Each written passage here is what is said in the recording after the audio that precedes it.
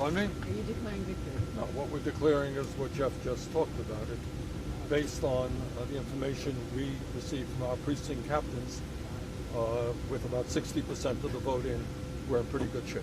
What's your reaction, sir, to Mayor Buttigieg last night declaring victory? I don't know how anybody declares victory before you have an official statement as to election results. So we're not declaring victory.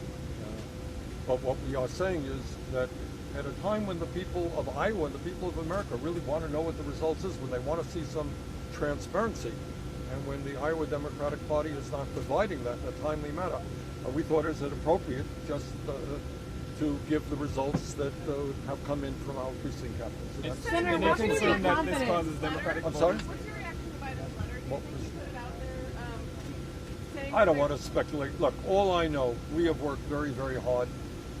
As of now, I think we are in quite good shape. We're off to New Hampshire, and we're going to work as hard as we can to win in New Hampshire.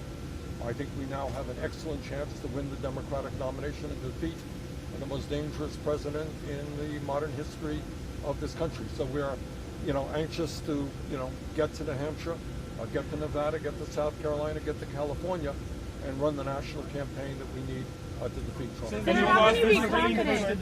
Senator. Any concern that this causes some Democratic primary voters to lose faith in this process? Yeah, look, this is not a good thing. Your question is a fair question. I think this is not a good night for democracy.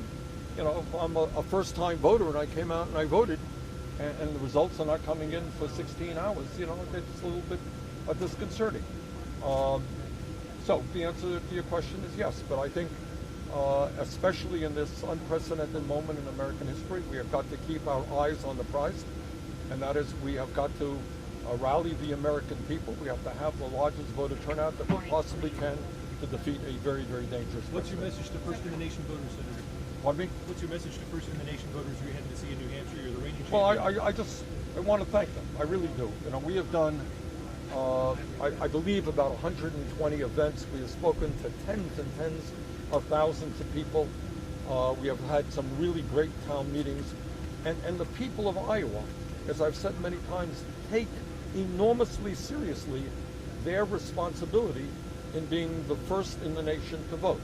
So I think the people of Iowa have done their duty, and unfortunately, I think the Democratic Party here in Iowa has been negligent in not getting us timely results. Senator, how do you think Troy Boyce has handled the situation? Pardon me? How do you think Troy Boyce has handled the situation And have you since the heard delays from have him, sir, happened? personally? Jeff has been on the phone with these guys. I have not, Senator honestly. Sanders, Yeah. can you talk? Okay, it seems as though Vice President Biden's campaign is trying to cast aspersions on the results to give the voters the impression that they're not exactly appropriate, that voters shouldn't trust them. I mean, how would you Look, respond to that? well, I think we should all be disappointed in the inability of the party to come up with timely results.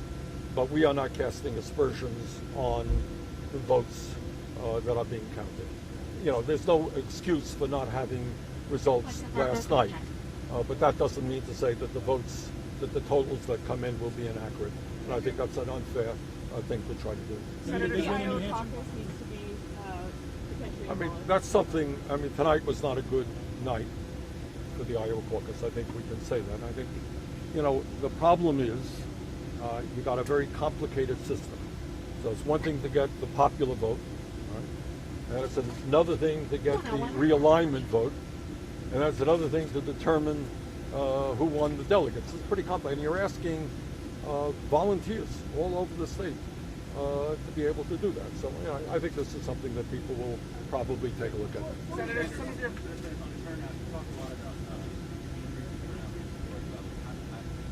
From what to the degree that we have results, we don't know. It appears, what I have heard, is they are somewhat higher than they were in 2016. Not as high, frankly, as I would have liked to have seen.